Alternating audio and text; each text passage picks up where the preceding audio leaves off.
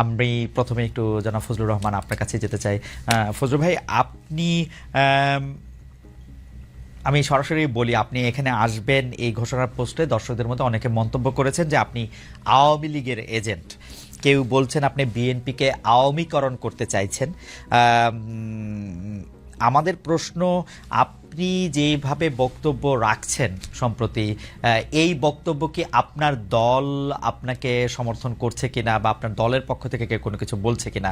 অনেক সময় মনে হচ্ছে যে আপনি আওয়ামী লীগের ভয়েসে বা কণ্ঠে কথা বলছেন বা আওয়ামী লীগের সুরে সুর মিলিয়ে কথা বলছেন। ফজলু ভাই, আপনি যদি আমাদের একটু বলতেন।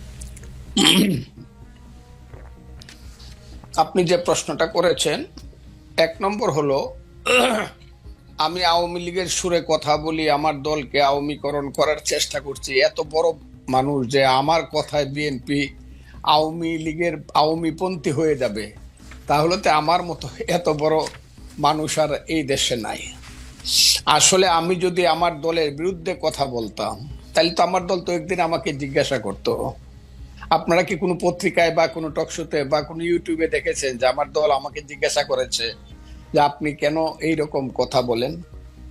কারণ আমি জানি আমার এই দলটি, বিএনপি, একটা লিবারেল ডেমোক্রেটিক ফ্রন্ট বা প্ল্যাটফর্ম, পার্টিও বলে অনেকে, লিবারেল ডেমোক্রেটিক।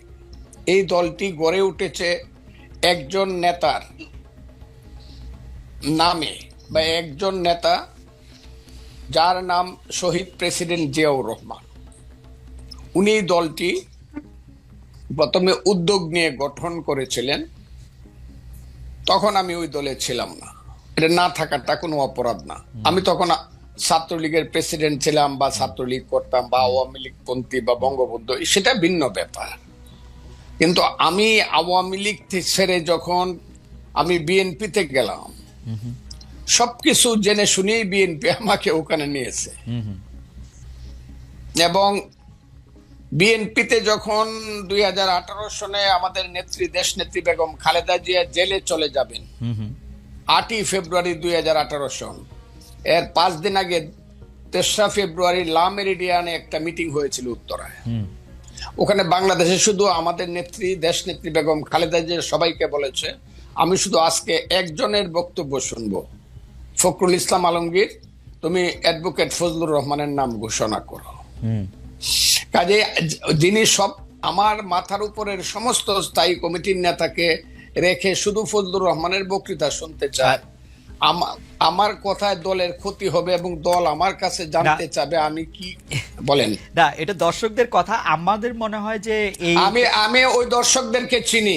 আমি যেদিন থেকে মুক্তিযুদ্ধের পক্ষে কথা বলা শুরু করলাম, হ্যাঁ, সেদিন থেকে প্রধানত আলবদর রাজাকারের ছেলেরা এবং নাতিরা, তারা সব মিলিতভাবে আমার বিরুদ্ধে কথা বলা শুরু। এর আগে আমি সবারই কিন্তু সবচেয়ে জনপ্রিয় ছিলাম। আচ্ছা, এই দেশে যে 5ই আগস্টের আন্দোলন হয়েছে, আমি চ্যালেঞ্জ করলাম, মাসুদ স্বীকার করে, আমার সন্তান তুল্য স্বীকার করবে জানি না, দেশের ভিতরে আমি হাসিনা সরকারের বিরুদ্ধে যা করেছি এবং বলেছি, কোনো বাপকা বেটার সেই বুকের পাটা নাই, প্রত্যেক মুহূর্তে মৃত্যু চিন্তা করে সব কথাগুলো আমি বলেছি। ঠিক আছে ফজলু ভাই, আমি শুধু 2-3টা জিনিস একটু খালি ক্লিয়ার হওয়ার জন্য। এক হচ্ছে যে আমিও আপনার সাথে একমত যে হয়তো আপনার কথাগুলি জামায়াতের এগেনস্টে গেলে জামায়াত এবং তার ছাত্র সংগঠনের লোকেরা নানা ধরনের কথা বলতে পারে। আমি শুধু 2-3টা জিনিস একটু কুইকলি জানতে চাই। 90-এর গণ আন্দোলনের পরে 3 জোটের রূপরেখাতে যখন ছিল, কোনো দলই স্বৈরাচার বা রাজাকারদের কাউকে নিবে না।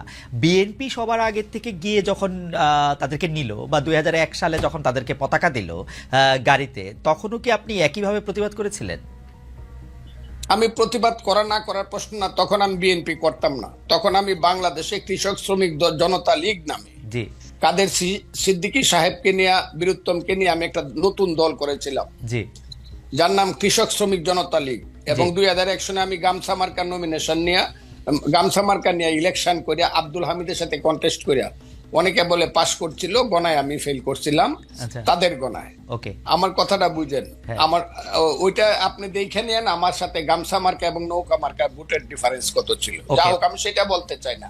কাজে আমার তখন প্রতিবাদ করা না করা, আমি তখন আরেকটি রাজনৈতিক দল করতাম।